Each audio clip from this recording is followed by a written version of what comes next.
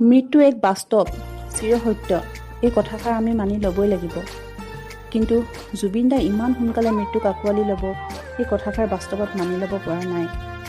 আমি সৰুৰে পৰা যিদৰে জুবিন দাৰ গানবোৰ শুনি জীৱনত আগবাঢ়ি গৈছোঁ, সুখত তেওঁৰ গান, দুখত তেওঁৰ গান, বিহু পূজা সকলোতে জুবিন দাৰ গান, ভক্তিভাৱতো তেওঁৰে গীত।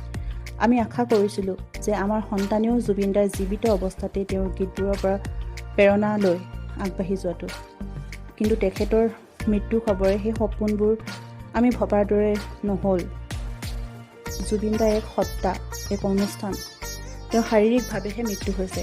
তেওঁ অমৰ, চিৰদিন চিৰকাল আমাৰ মাজত থাকিব আৰু আমি কেতিয়াও তেখেতৰ গীতবোৰ হেৰাই যাব দিব নোৱাৰোঁ।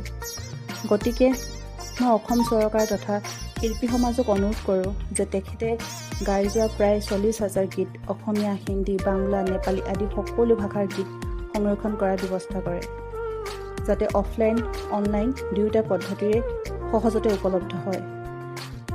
জুবিন দাৰ সকলোবোৰ অডিঅ' গান ৱৰ্ল্ড ৱাইড ৱেবত উপলব্ধ নাই আৰু থকা গীতবোৰো ডাউনলোড কৰাৰ বিনিময়ত কেতিয়াবা নিম্নতম মূল্য পৰিশোধ কৰিবলগীয়া হয়।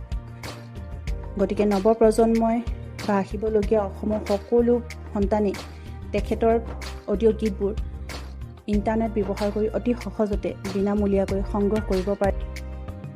আমাৰ অন্তৰ আত্মাত যেনেকৈ তেওঁ সদায় আছে, থাকিব, ঠিক তেনেকৈ গতিকে নৱপ্ৰজন্মই বা আহিবলগীয়া অসমৰ সকলো সন্তানে জুবিন দাক অন্তৰত স্থান দিয়ে, তেওঁৰ গীতৰ আদৰ্শলৈ আগবাঢ়ি যায়। আমি জানো যে সুধাকণ্ঠ ডক্টৰ ভূপেন হাজৰিকাৰ গীতবোৰ ভূপেন্দ্ৰ সংগীত, ৰূপকোঁৱৰ জ্যোতিপ্ৰসাদ আগৰৱালাৰ গীতবোৰ জ্যোতি সংগীত, কলাগুৰু বিষ্ণুপ্ৰসাদ ৰাভাৰ গীতবোৰ ৰাভা সংগীত হিচাপে পৰিচিত। সেইদৰে আমাৰ সকলোৰে মৰমৰ জুবিন দাৰ গীতবোৰো যাতে নামাকৰণ কৰি অমূল্য সম্পদ কৰি ৰাখে। আৰু আজি অলপ আৱেগিক হৈ আছোঁ, গতিকে দুই এটা কথা কওঁতে হয়তো ভুল হ'ব পাৰে, সেয়ে আপোনালোকে ধৰি নাথাকিব। জুবিন দা, তুমি পুনৰবাৰ আমাৰ অসমৰে সন্তান হৈ ঘূৰি আহা। জয় জুবিন দা।